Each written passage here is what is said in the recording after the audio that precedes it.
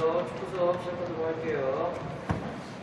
저번에 배웠던 리프팅을 활용한 이제 오늘은 기본기에 대해서 배워볼 건데, 기본기는 가장 말 그대로 기본적인 훈련이고, 선수들도 그렇고 미소년 선수들, 중고등학생, 성인 선수들까지 계속해서 반복적으로 하는 훈련이기 때문에 보고서는 익혀두면 굉장히 좋고, 다음 수업 시간에도 몸풀기식으로 진행을 할 거니까 정확히 잘 보고서는 기억해서 잘 진행할 수 있도록 할게요.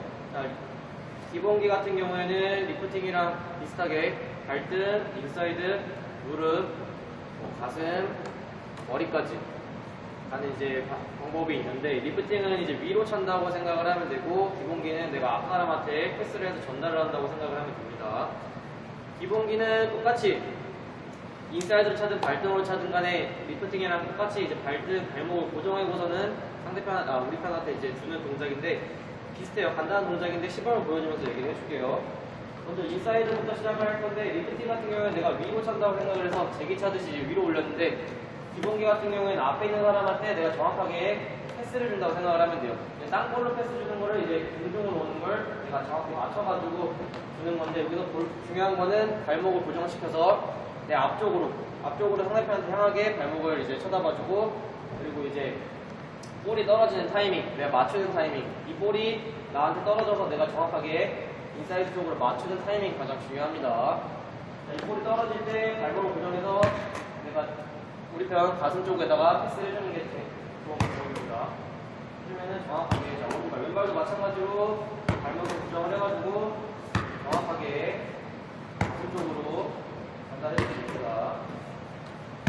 손은 자연스럽게 들고 있고, 자, 몸은 상체는 너무 이렇게 뒤로 젖히는 것보다는 안정적으로 좀 굽혀지는 게 중요하고, 또 마찬가지로 내가 차는 동시에는 발목이 고정돼서 이 정확하게 이제 이 사이드를 바라보는 면이 우리 편을 줄 수 있는 방향으로 패스랑 똑같아요. 바라볼 수 있도록 10개 보여주도록 할게요. 볼 맞추는 타이밍이랑 발목 고정한 거 자세히 봐주면 될 것 같아요.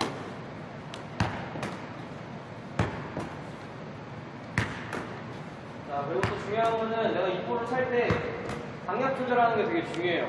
밑에서 그라운드 볼로 패스를 주고받을 때도 너무 강하게 주면은 벗어날 수가 있고, 약하게 주면 상대편이 가로채갈 수가 있기 때문에 내가 정확하게 강약을 조절해서 어느 정도 맞게끔 주는 게 굉장히 중요하고요. 타이밍을 잘 맞춰서 정확하게 되면은 강약 조절을 이제 하기가 쉬우니까 맞추는 연습부터 하면 됩니다. 발목을 고정해서 가슴 쪽으로 전달해주면 되고요. 자, 다음 발등을 나갈 건데, 발등도 마찬가지로 리프팅이랑 비슷해요. 내가 리프팅을 볼을 위에서 발등을 편 상태에서 내가 발등이 하늘을 쳐다본 상태에서 볼을 맞췄는데, 이거는 발등이 우리 편을 바라본 상태에서 앞을 향해서 발등을 맞춰주면 됩니다. 중요한 거는 볼이 떨어져서 맞히는 타이밍인데, 리프팅은 내가 볼이 떨어질 때 밑에서 쳤는데, 이 기본기 같은 경우에는 볼이 날아올 때 공중에서 위에서 발을 들어서 발등을 펴고 차는 게 가장 중요합니다. 이때 찰 때는 무릎을 차기는 굽혀줬다가 하는 동시에 무릎을 펴서 위에서 맞출 수 있도록.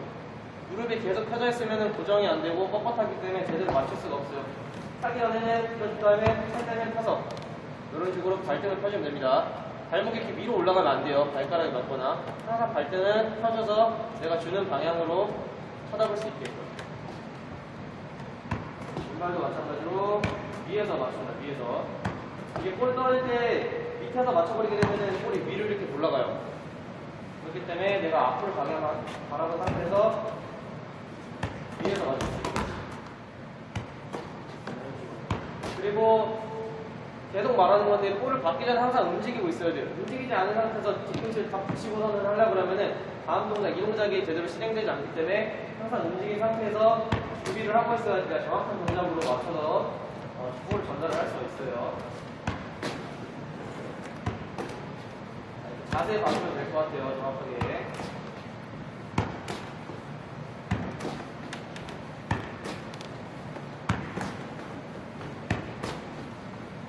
자, 다음은 이제 무릎 리프팅입니다. 무릎 기본기.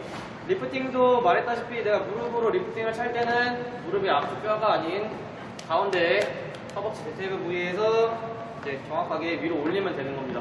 근데 중요한 거는 리프팅은 내가 계속해서 살렸지만 기본기는 내가 한번 올려놓고서는 인사이드나 발등을 이용해서 앞사람한테 전달하는 거기 때문에 볼의 위에 채공 시간이 길어야 돼요. 내가 이 볼을 무릎을 잤을 때 바로 이렇게 떨어지게 되면은 내가 맞출 수 있는 여유가 없기 때문에 볼을 한번 위로 올려놓은 다음에 맞춘다고 생각을 하면 돼요. 처음에 잘 안 되니까 올려놓고 손을 잡는 연습부터 2학년 때도 배웠을 거예요. 올려서 잡는 연습. 왼발도 마찬가지로 올려서 뭐든지 여유 있게 해야 돼. 내가 급하게 빨리 하려다 보면은 제대로 맞출 수도 없고 동작이 급해지기 때문에 이렇게 올려놓고서 잡는 연습이 먼저 필요합니다. 여유 있게. 맞추는 부위랑 타이밍이랑 봐주면 될 것 같아요.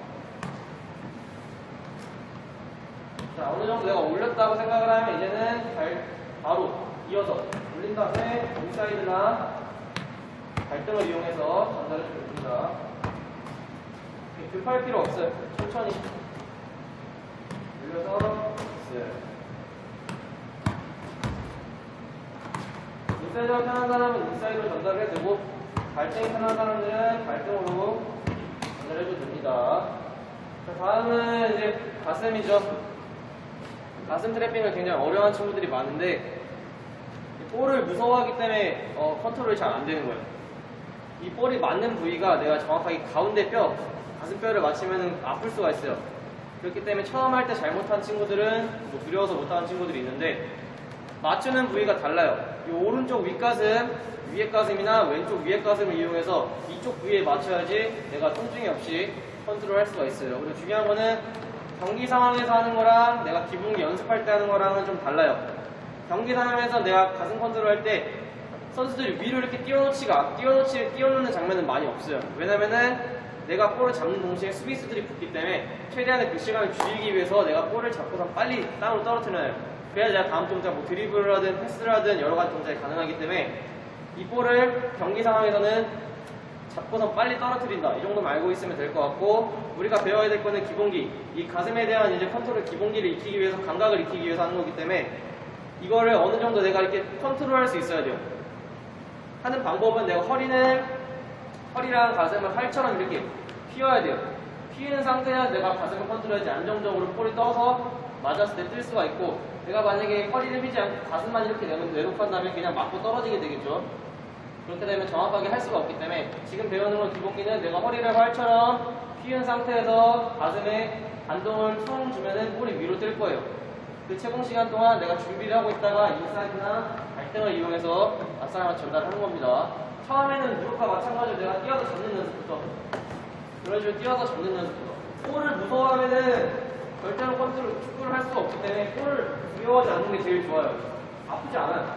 정확하게 가슴 위에 뼈 맞지 않고 양쪽 위에 부분을 이용해서 올리면은 통증이 없기 때문에 두려워하지 않고 볼을 올려주면 됩니다. 볼이 높으면은 내가 점프를 뛸 수도 있고 짧으면은 서서 할 수도 있고 이런 건 내가 자기 그냥껏 선택을 하면 됩니다. 이런 식으로 볼을 올리는 연습. 자, 내가 좀 여유가 생긴다 그러면은 올려서 이제 연결 천천히. 손은 항상 옆을 보고 하고 있어야 돼요. 수비수가 옆에 붙어 있을 수가 있기 때문에 항상 들어서 차렸다고 하면은 이 선수가 나와서 빼낼 수가 있어요. 그러니까 손을 기본적으로 왜 드냐면은 그런 이유가 있어요. 내가 이 손을 들었을 때 컨트롤할 때 수비수가 붙어 있을 때 막는 역할도 있어요. 볼을 왔을 때 내가 손을 들고 있어야지 이 사람이 못 나오게 막을 수가 있기 때문에 여러 가지 이유가 있어요. 그냥 드는 게 아니에요. 이런 식으로 가슴을 먼저 컨트롤해서 전달해주면 됩니다. 자세 잘 봐주세요.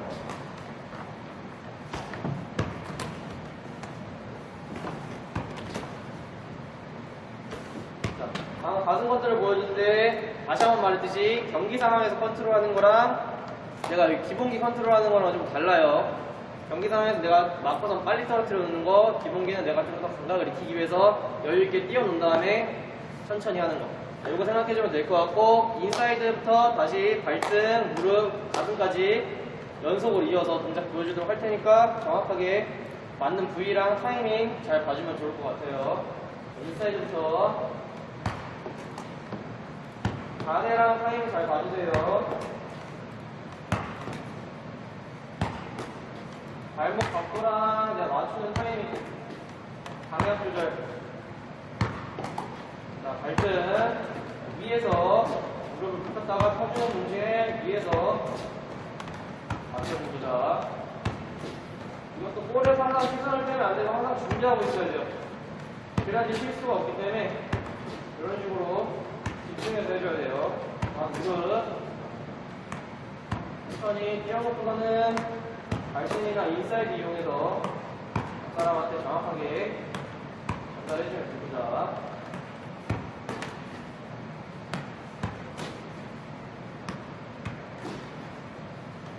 자, 다음은 가슴. 마찬가지로 팔처럼 허리를 펴서 올려준 다음에 내가 맞는 동시에 퉁 반동을 줘서 튕겨주면 됩니다.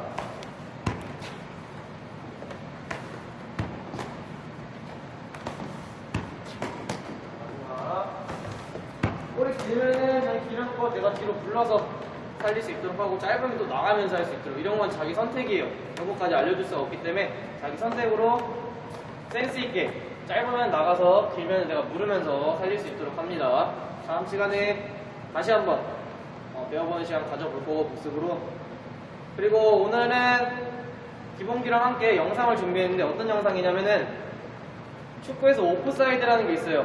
오프사이드라는 게 있는데 정확한 규칙을 알고 있는 친구들은 많지가 않더라고요.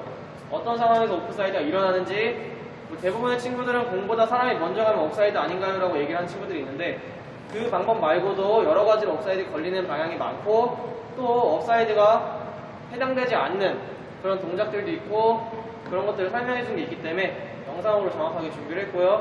영상 시청하면서 내가 몰랐던 부분들 다시 한번 체크하면서 시청했으면 좋겠습니다.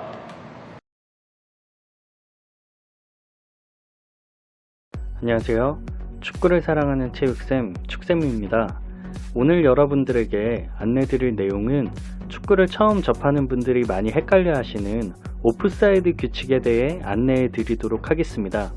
피파 축구 규칙을 보시면 헷갈리는 상황들이 너무 많으실 텐데요. 제가 알기 쉽게 정리를 해드리도록 하겠습니다. 오늘 배운 내용을 잘 기억하시면 축구를 보시거나 축구를 하실 때 오프사이드에 대한 명확한 판단을 하실 수 있습니다. 먼저 다음의 세 가지 상황은 오프사이드 반칙이 적용되지 않는다는 걸 반드시 기억해 주시길 바랍니다. 킥, 골인.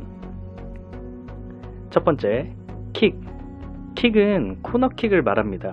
코너킥 상황에서 키퍼 앞이나 골라인 동일선상에 서 있는 경우를 많이 보셨죠? 이는 오프사이드 규칙이 적용되지 않기 때문인데, 이 규정을 효과적으로 활용한 예라고 보시면 되겠습니다. 두 번째, 골은 골킥입니다. 골킥이 오프사이드 규정을 받지 않다 보니까 아마추어 경기에서 중요한 전술이 되기도 하죠. 좋게 말하면 중요한 전술이고, 안 좋게 말하면 뻥축구를 한다, 그렇게 생각하시면 될 것 같습니다. 마지막 2는 스로인을 말합니다. 스로인 상황에서 공격팀 선수가 수비팀 필드 마지막 선수 뒷공간으로 침투를 할 때 스로인을 던져주는 상황들을 여러분들이 종종 보실 텐데요. 이 상황도 오프사이드 반칙에 적용되지 않기 때문에 이 규칙을 적절히 활용한 예라고 보시면 될 것 같습니다. 이 세 가지 꼭 반드시 기억해 주세요. 먼저 설명드릴 것은 오프사이드 위치에 있는 것만으로는 오프사이드 반칙은 아닙니다. 오프사이드 위치에 대해서 설명을 드리자면, 오프사이드 반칙을 식별할 때 손과 팔은 먼저 제외가 됩니다. 그 이유는 필드 선수들은 손과 팔을 사용하지 않기 때문이죠. 그렇기 때문에 식별 기준은 머리, 몸, 발이 기준이 되는데, 이 부분이 상대방 진영에 들어가 있고 공과 마지막 상대팀 필드 선수보다 골라인에 더 가까이 있는 경우를 오프사이드 위치라고 합니다. 이렇게 세 가지 조건이 충족되어야지만 오프사이드 위치가 되는 겁니다. 쉽게 말씀드려서 제가 상대방 진영에 들어가 있으면서 공과 상대팀 마지막 필드 선수보다 골라인에 가까워야 오프사이드 위치인 겁니다. 잠시 축쌤이 드리는 꿀팁. 그럼 공이 골라인에 가까이 있는 경우에는 상대팀 마지막 필드 선수보다 앞에 있더라도 오프사이드 위치가 되지 않을까요? 네, 맞습니다. 이 경우에는 오프사이드 위치가 적용이 되지 않습니다. 왜냐하면 세 가지 조건을 충족시키지 못했기 때문이고 공이 골라인에 가까이 있기 때문입니다. 영상으로 설명을 한번 드려보도록 하겠습니다. 이제 오프사이드 위치에 대해서 완벽히 이해가 되셨죠? 그럼 오프사이드 반칙이 주어지는 상황에 대해서 설명을 드려보도록 하겠습니다. 지금부터 전제는 오프사이드 위치에 들어가 있고 동료로부터 패스가 되었다는 상황으로 말씀을 드리겠습니다. 먼저 첫 번째, 팀 동료에게 패스를 받거나 동료가 터치한 볼을 간섭할 때 오프사이드 반칙이 주어집니다. 이때 간섭이란 동료 선수가 드리블을 하려고 공을 치고 나갔는데 드리블이 조금 길었어요. 그걸 오프사이드 위치에 있던 선수가 받아서 공격을 이어나가려고 하면 오프사이드 반칙이라는 겁니다. 물론 그 앞에 팀 동료에게 패스를 받았거나 받은 상황도 오프사이드 반칙이 되죠. 이 상황은 많은 분들이 쉽게 잘 아시는 일반적인 오프사이드 반칙 내용이라고 생각이 됩니다. 두 번째, 공이 전달되지 않았다 하더라도 상대 선수를 방해할 때 오프사이드 반칙이 주어집니다. 오프사이드 위치의 선수가 상대 선수와 경합을 하거나 상대방의 플레이에 영향을 주는 행위들을 말합니다. 이때 오프사이드 위치의 선수가 상대 선수를 방해할 때는 근접 거리를 기준으로 판단을 하는데, 예를 들어서 오프사이드 위치의 선수가 상대 선수가 한 20m, 15m 거리에 있는 선수를 향해서 달려갔어요. 이럴 때는 오프사이드 반칙이 주어지지 않습니다. 왜냐하면 팀 동료가 패스를 했었을 때 오프사이드 위치에 있는 선수에게 패스를 했다라고 보기 어려운 위치인 거죠. 그 거리는. 그렇기 때문에 오프사이드 반칙은 주어지지가 않습니다. 세 번째 상황입니다. 공이 크로스바, 골포스트, 심판, 상대 선수에게 맞고 굴절되었을 때, 또는 상대 선수가 의도적으로 세이브하려고 했을 때입니다. 세이브란 골문 안으로 들어가거나 골문에 근접하는 공을 상대 선수가 신체 부위로 막으려고 하는 행동입니다. 이 상황은 공격수가 슛을 할 때 수비팀 선수가 자연스럽게 발을 대는 상황 등을 생각하시면 될 것 같습니다. 이때 오프사이드 위치에 있는 선수에게 전달된 공이 상대 선수의 의도적인 플레이라면 오프사이드 반칙으로 간주하지 않는데요. 이 상황에 대해서 설명을 좀 드리도록 하겠습니다. 매우 굉장히 중요한 부분인데, 의도적인 플레이에 대해서 두 가지 사례로 설명을 드려볼게요. 첫 번째는 2006년 독일 월드컵 우리나라와 스위스전 경기와 2018년 러시아 월드컵 우리나라와 독일전의 경기입니다. 2006년 독일 월드컵 스위스전 당시 상황은 상대팀이 패스한 공을 우리 팀 2호 선수가 터치를 해서 상대 공격수에게 공이 전달되었고 골로 연결이 되었습니다. 그런데 2호 선수가 공을 터치한 순간 상대 공격수의 위치가 오프사이드 위치였어요. 그래서 부심은 깃발을 올렸고 우리나라 선수들은 주심에게 이 상황을 강하게 항의를 했었습니다. 하지만 주심은 골로 인정을 했었어요. 당시에 저도 명백한 오심이라고 생각했었는데 저 규칙을 보니까 바로 이해가 되더라고요. 당시 주심은 2호가 공으로 다가가는 움직임 자체를 의도로 가진 플레이로 판단했고 2호가 발을 댄 것 자체가 이제 의도를 가진 플레이였기 때문에 패스라고 판단을 한 거예요. 그래서 골로 인정한 그 결과를 번복하지를 않았어요. 이 상황은 피파에서도 공식적으로 주심의 판단에 문제가 없었다라는 의견을 냈었는데요. 공교롭게도 2호가 접근하고 공을 댔던 그 상황은 오프사이드 반칙은 아니었는데 오프사이드 반칙은 따로 있었어요. 2호 선수가 공을 대기 전에 먼저 공을 받았던 스위스 공격 선수가 받은 위치가 오프사이드 위치였던 거예요. 결과적으로는 주심과 부심의 오심이 맞았던 경기였던 거죠. 결과는 안타깝지만 어쨌든 2호 선수가 한 행위 자체는 오프사이드 반칙은 아니었다라는 것을 우리가 기억을 해야 되고, 두 번째 상황은 2018년 저희를 뜨겁게 만들었던 카잔의 기억, 독일전 김영권 선수의 골 장면인데요. 우리나라의 코너킥 상황에서 킥한 공이 장현수 선수를 지나서 토니 크루스 선수에게 갔어요. 토니 크루스 선수가 공을 터치했는데 그 공이 김영권 선수에게 전달된 거죠. 그래서 김영권 선수는 그 공을 잡고 슛을 해서 골을 넣었어요. 골 세레머니를 하는데 이제 그 위치가 오프사이드 위치였기 때문에 부심은 부심기를 들었어요. 이 사실을 안 주심은 오프사이드 반칙을 받아들여서 휘슬을 불었는데 VAR 판독 결과 이 상황이 골로 정정되었어요. 그 이유가 토니 크루스 선수가 한 플레이가 의도적으로 봤기 때문입니다. 즉 패스로 본 것이죠. 그렇게 해서 저희가 카잔의 기적을 이루었던 사례가 되겠습니다. 이렇게 두 가지 사례로 제가 설명을 드렸는데 명확히 이해가 되셨나요? 오프사이드 위치에 있는 선수에게 이제 상대 선수로부터 전달된 공이 의도적인 플레이라면 오프사이드 반칙으로 간주되지 않는다는 거 여러분들이 명확하게 알고 계시고 플레이를 하거나 축구를 보실 때 참고를 하시면 될 것 같습니다. 지금부터는 오프사이드 위치에 있는 선수에게 주어질 수 있는 반칙에 대해서 설명을 드릴 텐데요. 첫 번째 상황은 상대 선수의 플레이를 방해하면 오프사이드 반칙이 주어지죠. 왜냐하면 오프사이드 위치에 있는 선수이기 때문인데 상대 선수의 길목에 진입해서 그 진행을 방해했다. 이러면 상대팀 선수에게 오프사이드 반칙이 주어지는 게 아니라 직접 프리킥이 주어집니다. 예를 들어서 패스가 왔는데 이제 오프사이드 위치에 있는 선수가 상대 선수 앞으로 나가서 등을 진 거예요. 그런데 상대 선수가 그 공을 커트하려고 나오려고 할 때 진로를 방해해서 반칙을 했다. 이러면 직접 프리킥을 준다는 것입니다.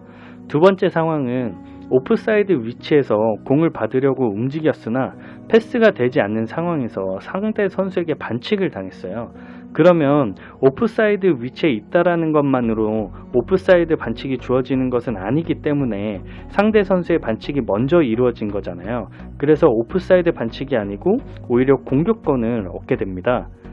반면에 오프사이드 위치에 있는 선수가 동료로부터 패스가 진행된 상황에서 볼을 터치하거나 움직였거나 했을 때 상대 선수로부터 반칙을 당했다면 오프사이드 위치에 있었고 패스를 받은 상황, 패스를 받으려고 움직인 상황이었기 때문에 오프사이드 반칙이 적용이 됩니다. 오프사이드 반칙이 범해졌다면 반칙이 발생한 지점에서 간접 프리킥으로 경기가 재개된다는 거 여러분들이 꼭 명심해서 알고 계시고요. 마지막으로 헷갈릴 법한 내용들에 대해서 사례를 들어 설명을 해보고자 합니다. 첫 번째 사례는 수비팀 선수가 주심의 허락 없이 필드를 벗어났어요.